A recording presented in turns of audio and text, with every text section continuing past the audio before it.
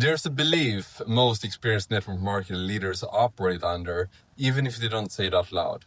If I take care of my best people, the organization takes care of itself. It sounds responsible, it sounds mature, it sounds like leadership. And for a while, it even looks like it's working. You show up for your strongest builders, you help them close gaps, you jump on calls when they stall, you answer questions faster than anyone else, you protect momentum from the outside. It looks like depth is forming. This belief usually comes from good intent, not ego. Most leaders adopt it after being burned by attrition, weak follow-through, or leaders who disappeared when pressure showed up. Babysitting feels like stewardship, like you're doing what the system should be doing, but isn't. And early on, it creates results. Volume stabilizes, ranks hold, the front line feels supported, the checks don't drop, yet the break doesn't happen loudly. It starts quietly at the exact moment you become necessary. At first, it's subtle. Your top builder won't launch without you on the call. Someone waits for your voice note before making a decision. A leader just wants your eyes on it before moving forward. None of that feels dangerous. It feels collaborative. But structurally, something has already shifted. Duplication hasn't increased, it's narrowed. What's duplicating is not leadership, it's access to you. This is the moment that most leaders miss. They think depth is growing because activity is happening below them, but that activity is routed upward. Every meaningful decision eventually passes through the same person. You. The system hasn't created leaders, it's created dependence. Babysitting doesn't fail because people are lazy, it fails because it removes the cost of ownership. When someone knows you'll step in, they don't have to fully carry the weight of their organization. They don't have to build decision-making muscles. They don't have to absorb the discomfort of being the one without answers. You become the buffer between them and reality. And buffers feel helpful until you realize they actually block growth.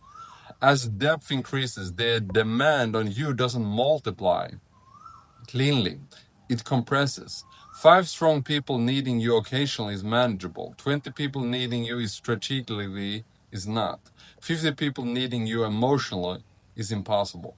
This is where leaders start working harder while telling themselves the system is killing. They're on more calls, they're in more chats, they are more available than ever, and yet leverage feels thinner. Income becomes tied to presence instead of structure. If you disappear for 2 weeks, everything slows. Not because the business is fragile, but because the organization is trained to wait. This is also where duplication quietly dies. Nobody, not because nobody is teaching, but because nobody is required to lead without you. People downstream don't experience leadership pressure, they experience leadership relief.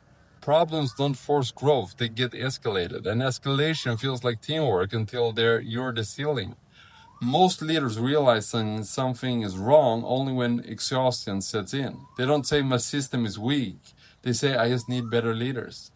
But that's a misdiagnosis. The system didn't fail to produce leaders, it produced exactly what it incentivized. Responsiveness over responsibility, support over ownership, access over autonomy. Over time, this creates a strange imbalance. Your strongest builders look confident publicly, but privately rely on you. Your mid-level leaders never quite step up because they never have to. And your depth looks wide on paper but shallow in execution. Rank advancement continues, which masks the problem.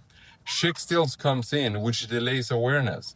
But leverage is already compromised. The business begins to resemble a commission-based job with variable hours instead of a scalable model.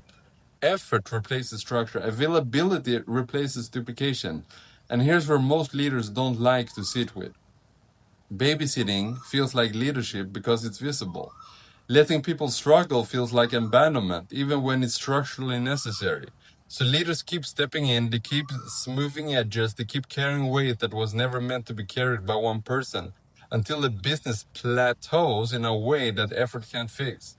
And at that point, most don't ask, where did duplication break? They ask, why am I still needed everywhere? That question usually comes years too late. Because by the time you notice, your required organization has already learned how to not lead without you. And there's no clean way to undo that quietly. The uncomfortable question isn't whether babysitting helped in the short term, it's whether the system ever had a chance to work once your presence became part of the process.